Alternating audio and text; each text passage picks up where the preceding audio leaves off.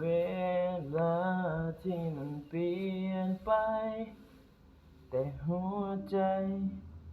บอกเคยเปลี่ยนไปตามทุกอย่างที่เคยเกิดขึ้นมันก็ยังง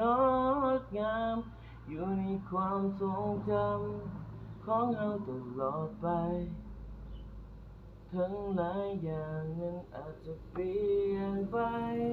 แต่ใจดวงนี้ยังคงเป็นเหมือนเดิมอาจมีหลายอย่างที่เข้ามาแต่งเติมที่เข้ามาเพิ่มในความทรงจำอาจมีสิ่งดีแล้วก็สิ่งหายแต่มันยังเต็มในความทรงจำเฮายังจำได้หมดบอกว่าจะขาวหรือดำเพราะมันเป็นความทรงจำที่บ่มีวันลบเลือนยังจดจำเรื่องราวที่ผ่านมาในวันก่อนยังคิดย้อนกลับไปในความทรงจำมีทั้งดีทั้งหายแต่เฮานั้นก็ยังจำแต่ยังมีหลายเรื่องราวที่ยังบ่ได้กล่าวไปขอบใจในความทรงจำที่บ่เคยจากไปสายเวลาคิดถึงยามใด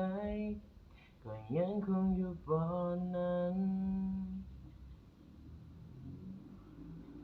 หลายสิ่งนั้นอาจจะเปลี่ยนไปและหลายอย่างนั้นอาจจะแปรผันแต่ทุกถ้อยคำที่เราเคยหวังกันยังอยู่ในความทรงจำอยู่แบบนั้นและคงบ่มีวันที่จะล